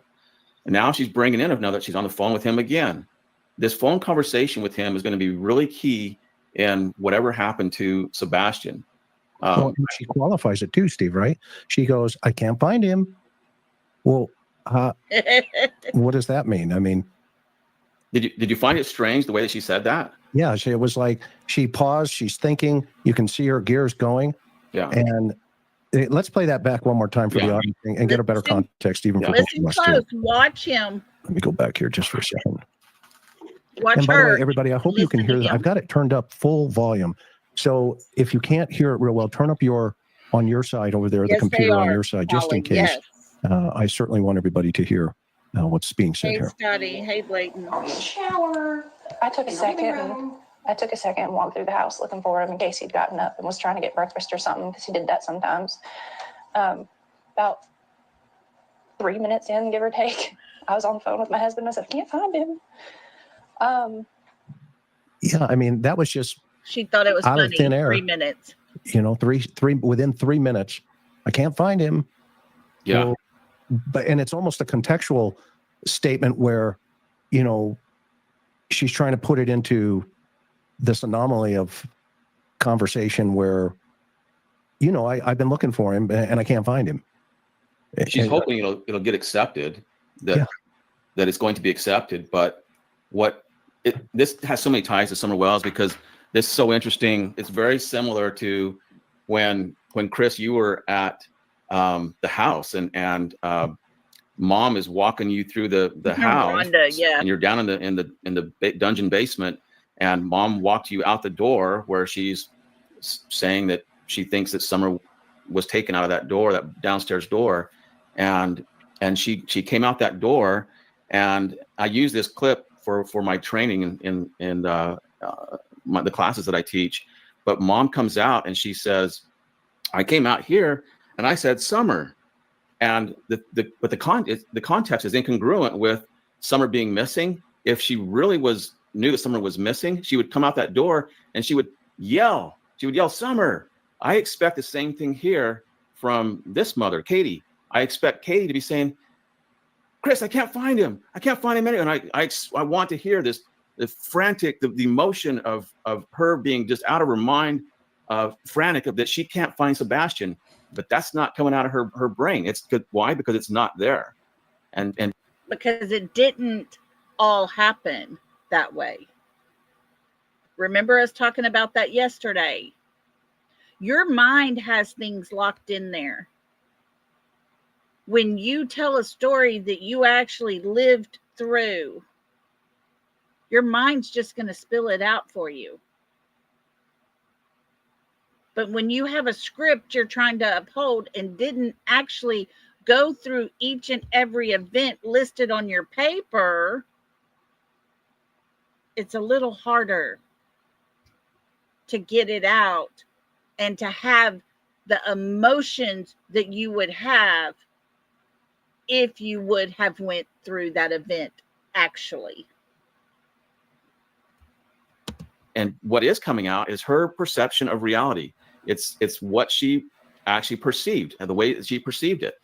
And it's like, I can't find him. It's like, oh, like it's time. It's time for the next step in this. Is what I, in my head, I'm hearing, having listened to so many of these. And so it's not congruent with what a de facto innocent biological mother, what should be going through her brain, and how she should be feeling, and how she would portray that as what happened. Love it. Here we go. He said, what do you mean you can't find him? I said, he's not in the house. Retha, check your text. What's your thought on the breathing here? My thought is that it's the same. It's just a continuation of the rocking. It's also a portrayal. This whole thing, I'm kind of jumping ahead maybe a little bit, but as I watched this interview, I made a note at the end of it. I'm making all my notes. And I made a note at the end that throughout the interview, I saw Mom and CP, stepdad, spending more of their time and emotion or energy portraying themselves as victims rather than concern over the actual victim, who is their 15-year-old autistic son. Yes. And I think that is part of this breathing thing that I'm seeing here, is that is it's a portrayal of the emotion, how difficult it is. But I think that it's also combined with nervousness. She's obviously nervous about this. I would be, but what I want to hear is if it's actually if she's feeling nervous or stressed about her son being gone, I should be hearing, all of us should be hearing the words that correspond to that. We're not hearing that. And so it has to be something else. And so I go to, well, what else would cause that? Well, with everything else that I'm hearing in the language, I'm thinking this is a nervousness because she is in self-preservation mode. She Yes. is trying to not say things that she shouldn't, that might give away what she actually knows. It's just self-preservation, and so she's trying to self-soothe to keep things under control. I believe it is nervousness, but it's not the nervousness that we should be seeing. It's self-preservation. Yeah, that's interesting. Mally again came up with another good one. It's Lamaze breathing, right? Pant, pant, blow. There you go. So interesting. Expectation failure. Is that when Listen. you call 911, or what's going through your mind? While we were on the phone, and I was like, he's on the other side of the bed. Did he said while we were on the phone, I was there? I'm going to back that up for a second. Listen real close. Did I mishear that? Yeah. One, or what's going through your mind? While we were on the phone, and I was like, he's on the other. What was that? That's a really good question. Did you hear that? Scotty, you have no clue. It's been 5 years. I can tell you every tiny detail, the clothes he wore, the position of his ball cap that day. I can tell you down to the minute of every little tiny detail. I can. She should be able to if it really happened. But it didn't. I don't think it did. What they're telling us is not what happened.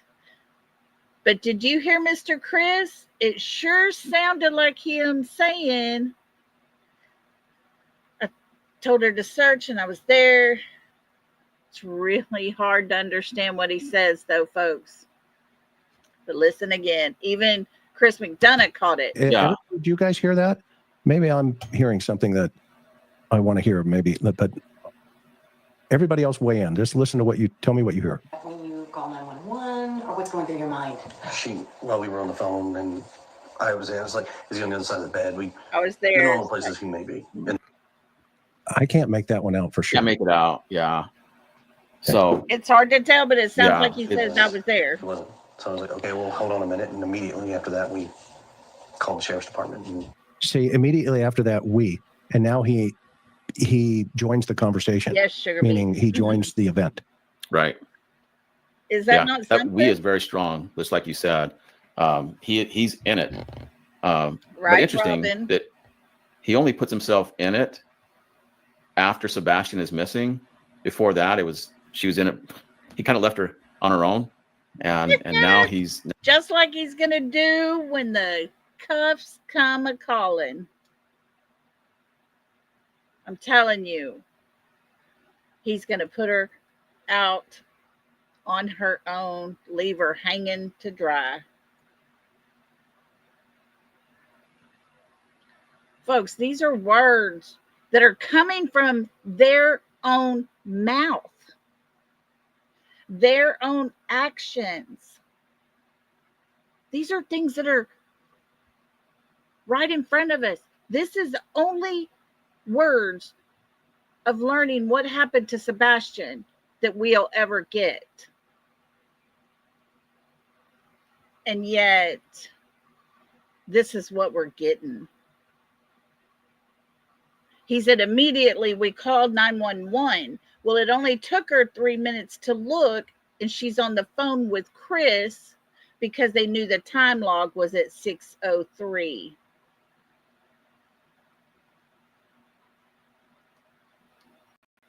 Oh, man, me and you, that might be a very, very good idea.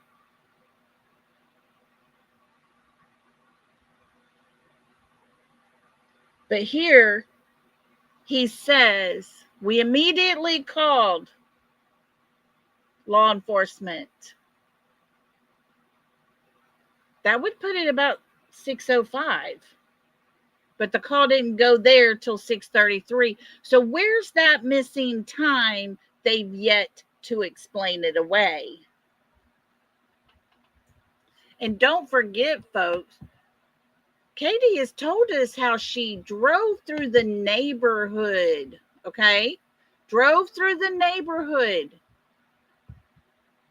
calling out for her son. Well, nobody would have heard her because her windows were up while she went down the street. And they were still up when she came back up the street. And you would have to go slower to call out for your child and not take 31 seconds. And this, according to the timestamp, is before the 911 call. Their neighborhood consists of their road and one other road. And here Mr. Chris is saying what sounds like, and I was there. And I was there. I got this listening yesterday to Allegedly Innocent. And she was doing a bunch of snippets and little pieces of this and that. Once again, we've heard these things. We've watched these interviews. I've never paid attention to Katie shaking her head when she says, and that's the point where you call 911, and Katie shakes her head, yes. And Chris answers and mumbles it around. She what? What was she doing? Because he started to say something about her. Was she calling 911? Was she doing something else? There are so many questions sitting right in front of law enforcement's face, guys. Yeah, Scotty, she's screaming from the rooftops. No, she's probably packing her bag for their vacation coming up. Because, you know, that's what a grieving parent does. No.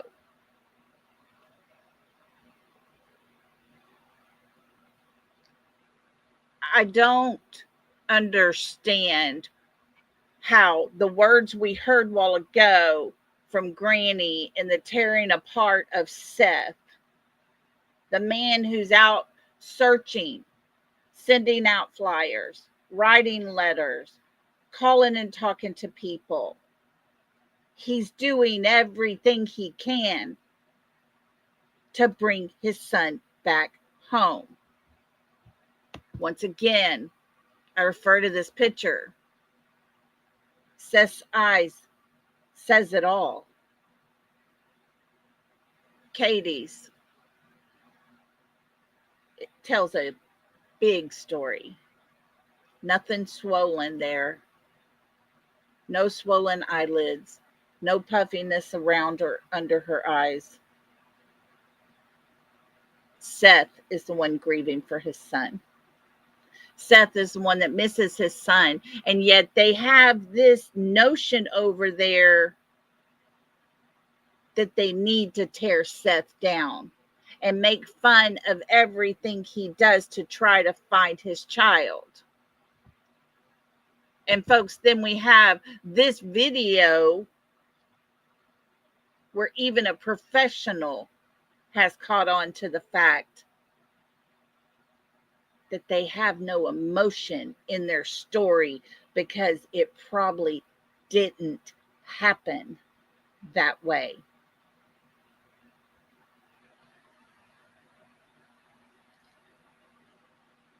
I don't know what I could do to convince anyone that's on the other side any different than what they're saying, because they will argue with a brick wall.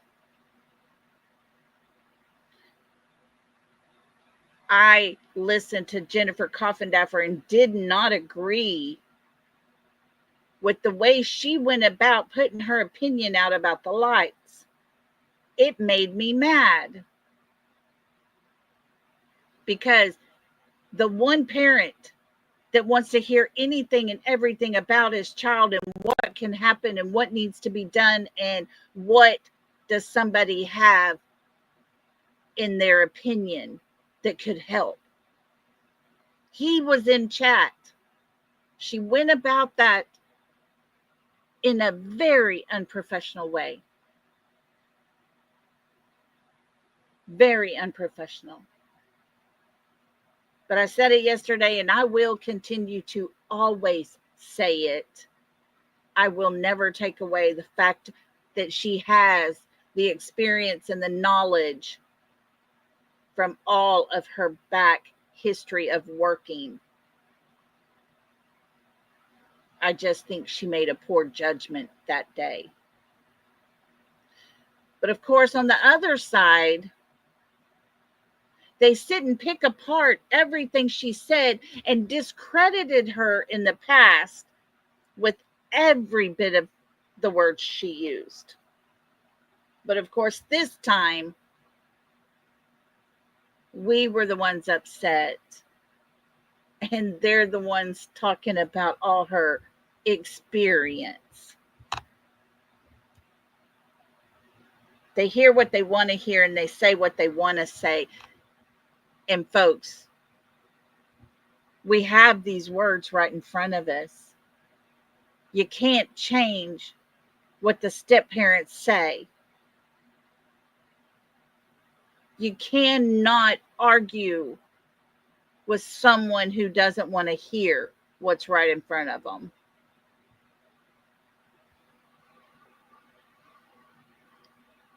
But you have a mom that shakes her head. Yes, that's when you call 911. Yes, she's shaking her head. And he says she what? What was she doing, Mr. Chris? Was she going to call 911 and you stopped her possibly and said, let me call Bobby or Carter? Because we've heard that. We've heard him throw around those names so easily. So yeah, I have the right to question that. Because Katie basically shakes her head to tell us yes. And Mr. Chris answers and fumbles it all up. What was she doing while you were there? That would be my question after hearing this conversation.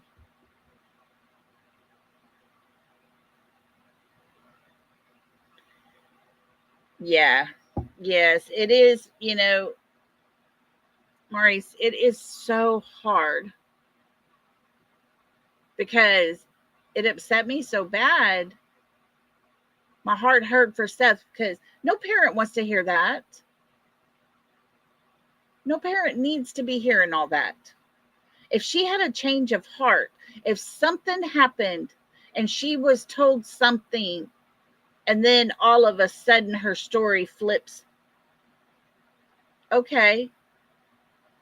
But there's a way to go about that and there's a way not to. And she had no cares in the world putting that out there. Yeah, busy cutting a square out of the carpet in his room. A lot of people question his room now. They wouldn't let America's Most Wanted come there and look at his room. So they rented an Airbnb, folks. And they did the interview at an Airbnb. Is Sebastian's room not his room anymore? Is his stuff completely gone? Tina girl, yes, we can. We'll definitely go over that one because there's slip ups in that one as well.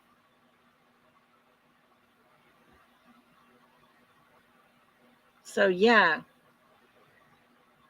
every time we go back and we listen, we need to pay a little more attention than we did the last time.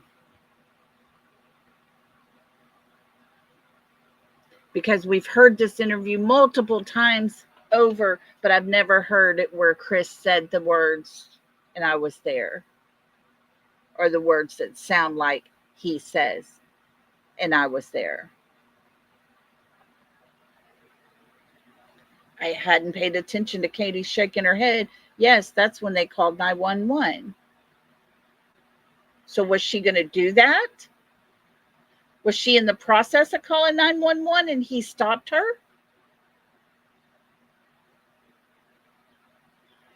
I'll tell you this, me and you said, what do you think is going on in that house? I'm afraid to find out. If what we heard Mr. Chris being so angry a while ago, only because his mommy got brought into it. Could you imagine how angry he would get if Sebastian did something that he didn't approve of? I could not imagine. It makes me sick at my stomach. And after hearing him attack Brittany over there on Clue's panel, and the words he said and used there, folks, my heart broke more for Sebastian than I thought it could.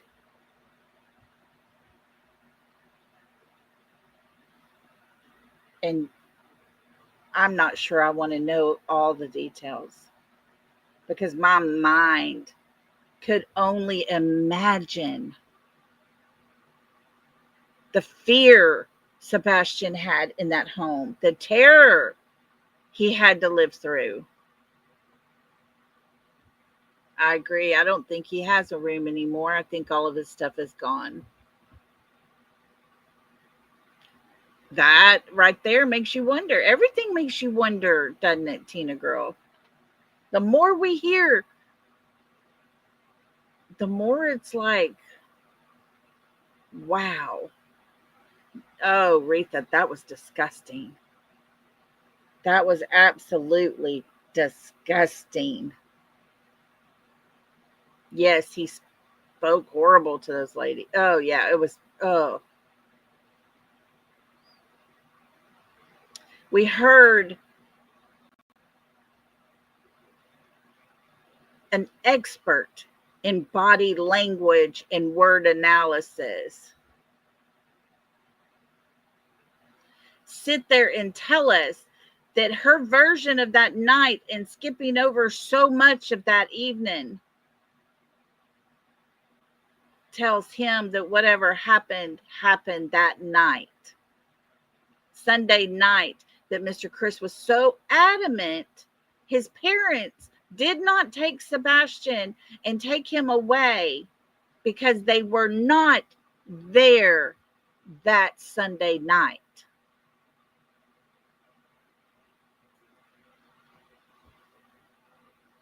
Sunday night is the key. Monday morning was just all their actions to cover their ass, in my opinion.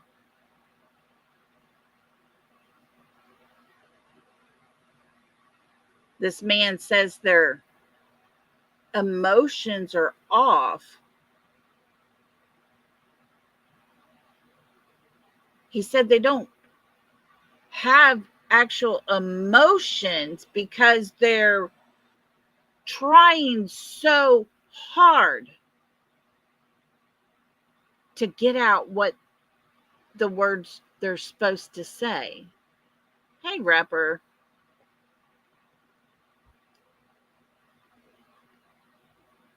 When repeating a story that actually happened. You don't have to work hard to get out the right words. You just tell what happened. But when it didn't happen and you're lying about it, you have to go back and think, because your life is on the line here. This is your life now. They're not worried about Sebastian now. They're worried about themselves, because their freedom is on the line. And therefore, everybody makes the comment, Mr. Chris always goes back to focusing on himself. The America's Most Wanted video, if you go back to listen to it, Mr. Chris states something about Sebastian at the very beginning, and then the rest of the time he has to talk to this nationwide platform that he wanted. He doesn't talk about finding Sebastian. He talks about himself.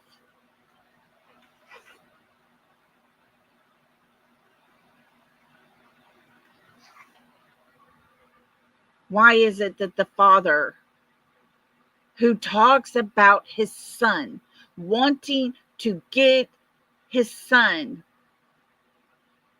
wanting to find out where his son is, why is it that he is being attacked? Lies are being made up. And we're the bad people, folks. We're the bad ones over here. We're horrible. We're bad. You should hear the words that are said about the green team over here. And I can always 100% pull a receipt and throw it back at them, because it's Katie and Chris's words. It's their words, folks. They've put themselves in that umbrella of doubt. They've done this to themselves. We're just talking about it.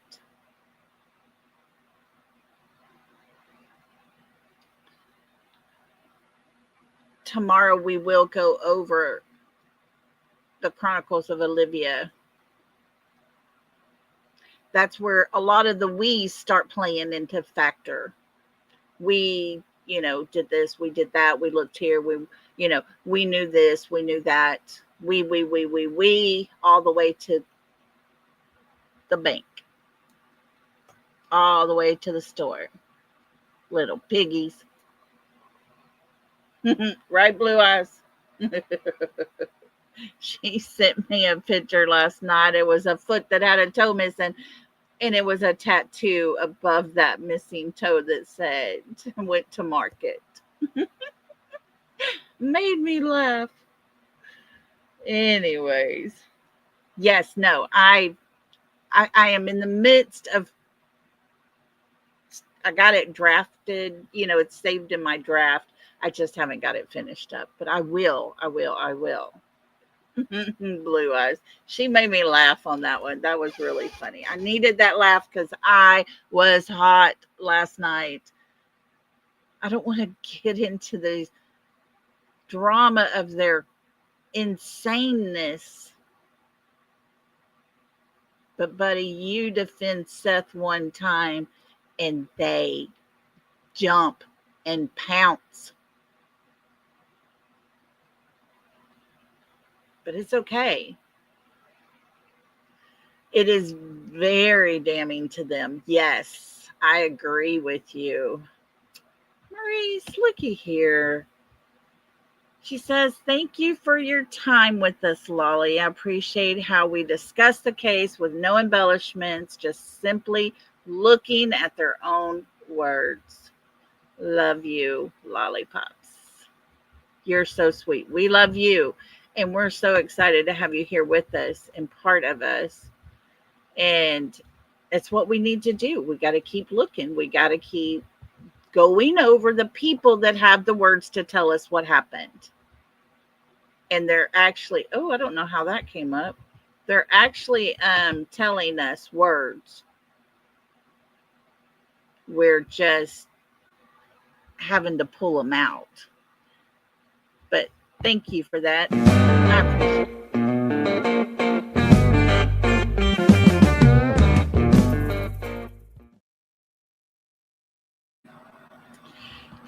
Thank you, our beautiful. Appreciate you. Right, that was a picture with Mommy's socks, and then Maddie Soto's mother, and Christopher Laundrie's mother. So, and Chris Watt's mother, that's what it was. Yeah. And yeah, anyways, all the mommies that defend their little boys, even though it's very, very obvious what they did. Oh, yes, Tracy, pray for the truth to come out, because the truth will always remain.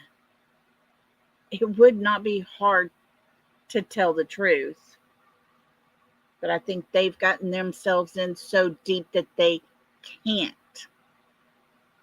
Oh, I'm glad to have you, me and you.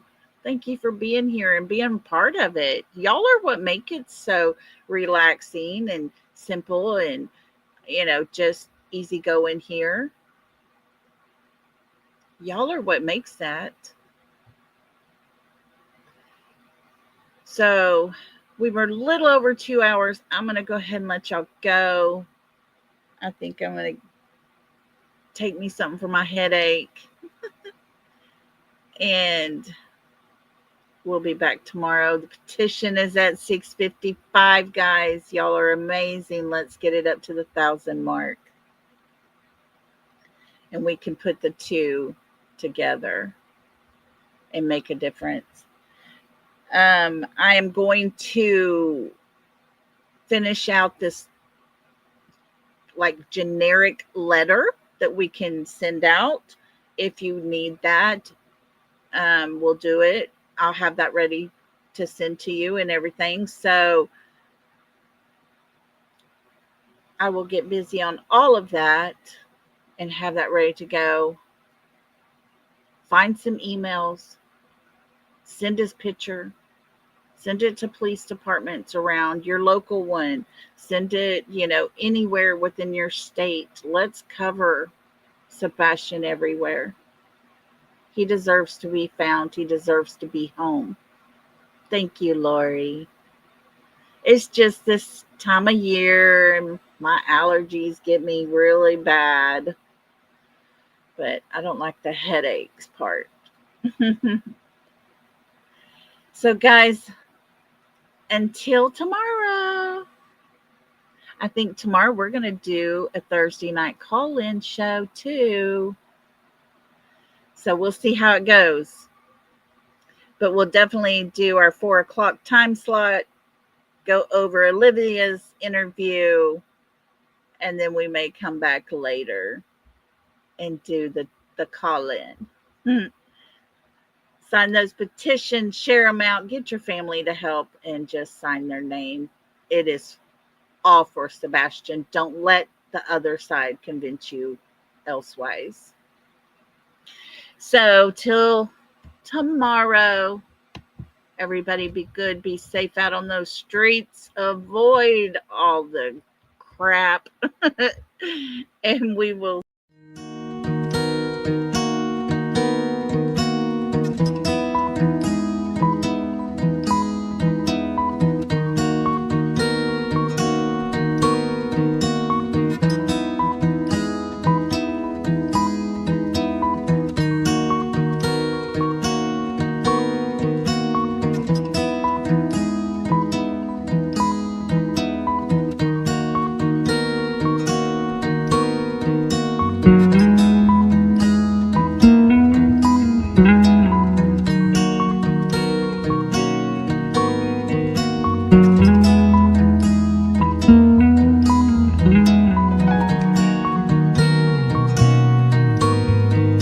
you.